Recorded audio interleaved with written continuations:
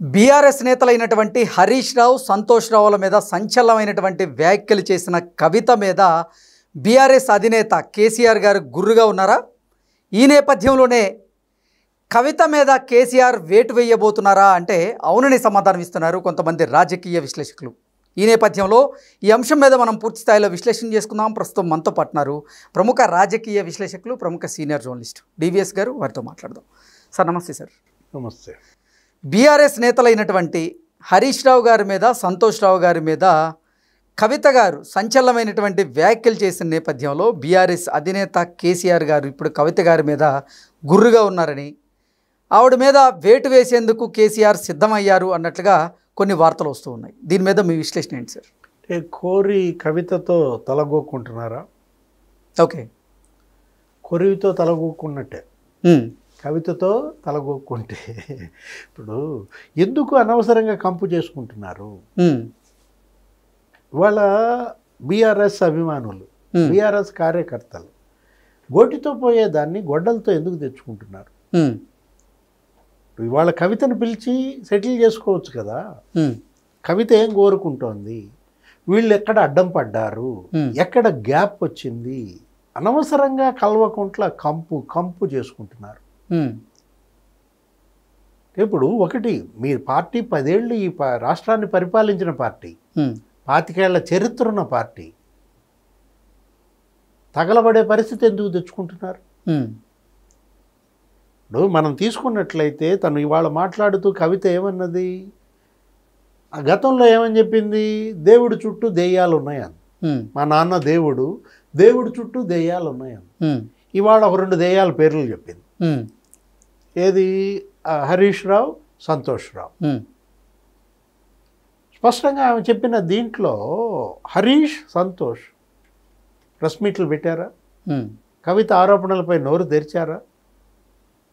ఇప్పుడు హరీష్కి క్యాబినెట్లో next time ఎందుకని ఇవ్వలేదు ఇరిగేషన్ శాఖ?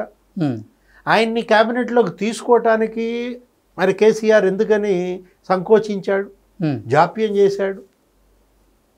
కారణం ఇదే అని చెప్తాను.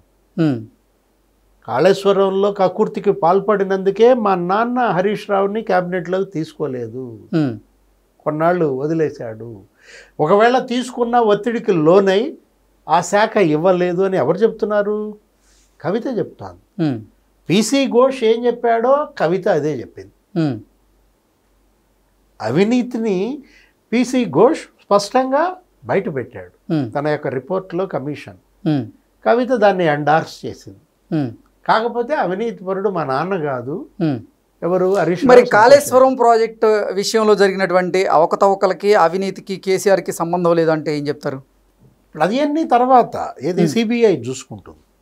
ఇప్పుడు బిడ్డ మరి తండ్రిని జైలుకి పంపడానికి ఏ బిడ్డ మరి సంసిద్ధంగా ఉంటుంది? మా నాన్న పైనే సిబిఐ విచారణ అంటే ఇక నేనెందుకు ఊరుకుంటానంటాను. పార్టీ ఉన్నా ఒకటే, లేకపోయినా ఒకటే అంటుంది. పార్టీ ఉంటే ఎంత, పోతే ఎంత. ఎందుకంటే మరి తెలంగాణ, మా నాన్న అసలు ఏంటి, తెలంగాణ మీద ధ్యాస తప్ప తిండి మీద ధ్యాస ఉండదు, డబ్బు మీద ధ్యాస ఉండదు. నా పెళ్ళికి కూడా ఆయన ఇబ్బంది పడ్డాడు. కవిత పెళ్లి చేయటానికి కూడా అప్పట్లో ఆర్థికంగా ఆయన ఇబ్బందులు పడ్డాడని ఆమె మరి చెప్పిన పరిస్థితి. అలాంటి ఆర్థిక ఇబ్బందుల నుంచి ఈ కుటుంబం ఇన్ని వేల కోట్లకి ఎలా ఎదిగింది? రేవంత్ రెడ్డి ప్రశ్న. నిన్న ఆయన అసెంబ్లీలో మాట్లాడాడు కదా. ఏది? అసెంబ్లీలో రేవంత్ చేసిన విమర్శలు, లేకపోతే పీసీ ఘోష్ కమిషన్ రిపోర్ట్లో పర్టికులర్గా 3 పేజీల గురించి ఎందుకు మాట్లాడలేదు? 63, 64, 65. హరీష్ రావు ఏ పరిస్థితుల్లో సంతకం చేయాల్సి వచ్చిందో కమిషన్ ముందు ఒప్పుకున్నాడా? అది ముందు బయట పెట్టారు. ఓకే, ఇప్పుడు కమిషన్ చెప్పింది. నెక్స్ట్ సభానాయకుడిగా రేవంత్ రెడ్డి సభలో ప్రకటించాడు, మా మామ ఒత్తిడి, మా బావమరిది యొక్క హెరాస్మెంట్ తట్టుకోలేక సంతకాలు పెట్టాను అని ఆయన అన్న. దీంట్లో ఇప్పుడు కాళేశ్వరం వాళ్ళ ప్రాజెక్టు, ఇప్పుడు దాన్ని ఉద్దేశించి ఏమన్నాడు హరీష్ రావు? అసలు చెప్పాల్సినట్టుగా సమాధానం చెప్పకుండా, మాట్లాడాల్సింది మాట్లాడకుండా పోలవరం 5 సార్లు గుంగింది, దాని మీద NDSA ఏం చేసింది, నేషనల్ డ్యామ్ సెక్యూరిటీ అథారిటీ ఒక తెలంగాణ కాళేశ్వరమేనా, మీకు పోలవరం డయాఫ్రమ్ వాళ్ళు కనపడలేదా, గైడ్ బండ్ కనపడలేదా, కాపర్ బండ్ కనపడలేదా అనేది అడిగాడు. పోలవరంలో ఎంత ఖర్చు పెట్టారు? గత 10 ఏళ్లలో పోలవరంలో ఖర్చు పెట్టింది కనీసం 15,000 కోట్లే.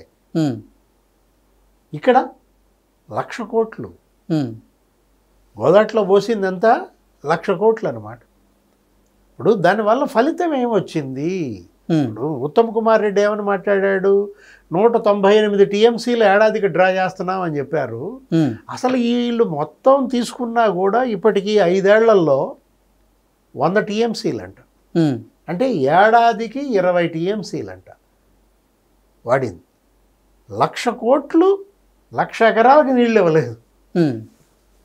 అంటే ఇప్పుడు ప్రజలు ఆల్రెడీ ప్రజా కోర్టులో తీర్పిచ్చేశారు కృష్ణ. కాళేశ్వరం పైన ఇక నీకేమి సుప్రీంకోర్టు హైకోర్టు తీర్పులో CBI ఇన్వెస్టిగేషనో కాదు కావాల్సింది. ఆల్రెడీ జనం ఇన్వెస్టిగేషన్ ఎప్పుడో అయిపోయింది. ప్రజా కోర్టులో ఇచ్చిన తీర్పే వాళ్ళకి ఎన్ని సీట్లు? 38, 39 సీట్లు. అది కూడా GHMC తీసేస్తే 12, 22. వాళ్ళకు వచ్చింది రూరల్ తెలంగాణ మొత్తం మీద వాళ్ళకు వచ్చినటువంటి సీట్లు అనమాట. అంటే ఇప్పుడు ఒకటి ఇవాళ కేసీఆర్ అసలు ఎందుకని ప్రెస్ మీట్ పెట్టలేదు? శాసనసభకి వెళ్ళలేదంటే అనారోగ్యం అనుకోవచ్చు. వరంగల్ రజతోత్సవ సభకు వచ్చి మాట్లాడాడు కదా, ఫామ్ హౌస్లో నిన్న చర్చ, అందరిని పిలిపించుకున్నాడు. జగదీష్ రెడ్డి, హరీష్ రావు, KTR పక్క పక్కనే కూర్చున్నారు. KTR అయితే 6 అడుగుల బుల్లెట్ అని ట్వీట్ వదిలాడు హరీష్ రావు గారిని ఉద్దేశించి. అబ్బో అసలు ఆయన మామూలుగా ప్రసంగం అసలు ఇరిగేషన్ మినిస్టర్గా పాఠాలు నేర్చుకోండి మీ మంత్రులంతా కూడానో ఏదో పెట్టాడు. బుల్లెట్ ఎవరనేది డిసైడ్ చేయాల్సింది KTR కాదు, KCR కాదు, జనం, ప్రజలు. ఇప్పుడు ఏది బుల్లెట్? 6 అడుగుల బుల్లెట్ కాదు. ఇక్కడ మరి ఎన్ని అడుగులు? ఈమె 4 అడుగుల బుల్లెటా? కవిత గారి హైట్ ఎంతో మనకు తెలియదు. సార్ ఇక్కడ ఎన్ని అడుగుల బుల్లెట్ ఎంత ఉన్నది కాదన్నయ్య. ఏదో సినిమా డైలాగ్. బుల్లెట్ దిగిందా లేదా ముఖ్యం అంటారా? ఇప్పుడు ఇవాళ దిగిందా లేదా అనేది చెప్పాల్సింది ఎవరు? కేసీఆర్. ఆయనేమో నోరు తెరవటం లేదు. ఆయన అనారోగ్యం ఏంటో. ఈ పార్టీ నెక్స్ట్ ఎలక్షన్ ఫేస్ చేస్తుందా? శాసనసభలో నిండు సభలో అసలు వస్త్రాపహరణం. ఆయన అసలు ఫైర్ అయ్యాడు. ఎవరు? కోమటిరెడ్డి వెంకటరెడ్డి. సార్ మీ నాన్న గురించి మాట్లాడుకుంటే మాట్లాడుకో, మా సీఎం గురించి నీకెందుకు అన్నాడు కవితను ఉద్దేశించి. కవిత ఏమంది? హరీష్ రావుని మరి సంతోష్ని కాపాడుతుంది రేవంత్ అంది. మామూలు బాంబు కాదు. ఇప్పుడు రేవంత్ రెడ్డి మరి హరీష్ రావుని సంతోష్ని కాపాడుతున్నాడా? అంటే ఇక్కడ తేల్చాల్సింది మీ కుటుంబ పంచాయతీ అయితే మీరు ఈ ఫామ్ హౌస్లో తేల్చుకోండి. ఇది పార్టీ, లక్షలాది కార్యకర్తల యొక్క భవిష్యత్ దీనిపైన ఆధారపడు.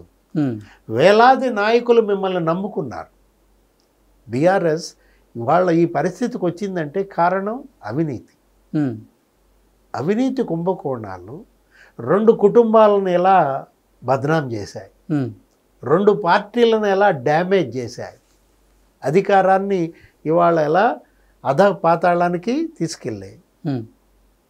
నీకు అక్కడ వైఎస్ కుటుంబం, ఇక్కడ కేసీఆర్ కుటుంబం, అక్కడ జగన్మోహన్ రెడ్డి, ఇక్కడ KTR, అక్కడ షర్మిల, ఇక్కడ కవిత. ఇప్పుడు ఏంటి సార్ కేసీఆర్ గారు కవిత మీద వేటు వేయబోతున్నారా అంటే ఏం చెప్తారు? కవిత వేటు ఇవాళ మీకు జవాబా? మీ పార్టీ కవిత వేటేస్తే బతుకుద్దా? ఓకే, ఒకసారి ఆలోచించుకోవాలా. ఏది గోటితో పోయేదాన్ని గొడ్డలతో ఎందుకు తెస్తున్నారు అన్నది అదే. కవిత రెడీగా ఉంది మీరు వేటేస్తే పార్టీ పెట్టడానికి. పార్టీ పెట్టిందంటే మీ కొంప మునుగుద్ది. ఇప్పుడు ఎప్పుడో అప్పుడప్పుడు వచ్చి ఒక ప్రెస్ మీట్ పెట్టి మాట్లాడుతోంది, ఒక ట్వీట్ చేస్తోంది. రేపొద్దున అసలు జనంలోకి వెళ్ళదు. పార్టీ పెట్టిందంటే కవితను ఆపటం వీళ్ళ తరం అవుద్దా? మొత్తం అన్నీ బయట పెట్టింది. ఇంకెన్ని ఉన్నాయి? లోగుట్టు పెరుమాళ్ళకు కాదు, ఇక్కడ లోగుట్టు కవిత కెరుక. మనం అంటోంది అదే. ఇవాళ కవిత విషయంలో ఆషామాషి నిర్ణయాలు తీసుకుంటే కొంప కాళేశ్వరం అవుతుంది. ఇప్పుడు కాళేశ్వరం ఆల్రెడీ 3 పిల్లర్లు బెసికాయి, ఫామ్ హౌస్ బెసికింది సార్. ఇవాళ కేసీఆర్ ఇప్పటికైనా ఆయన నోరు తెరవాలి, కూర్చోబెట్టాలి కొడుకుని కూతుర్ని. అసలు ఏం జరిగింది ఢిల్లీలో? కవిత 6 నెలలు 5 నెలలు జైల్లో ఎందుకు ఉండాల్సి వచ్చింది? కేటీఆర్ డబల్ గేమ్ ఏంటి? ఆ రోజు ఏమనుకున్నాం, అన్న ఏదో ఆవేదన చెందుతున్నాడు, ఆమె మరి ఎలా బయటకు తీసుకురావాలా అని బావా అన్న కలిసి ఢిల్లీలో ఉన్నారు అనుకున్నాం. హరీష్ రావు కేటీఆర్ ఢిల్లీలో మంతనాలు ఏం చేశారు? కవిత పట్ల వాళ్ళు చేసిన కుట్ర ఏంటి? ఆ ఢిల్లీ కుట్ర కనుక బయట పెట్టిందంటే హరీష్ రావు కేటీఆర్ గల్లంత్. Okay okay sir, thank you so much.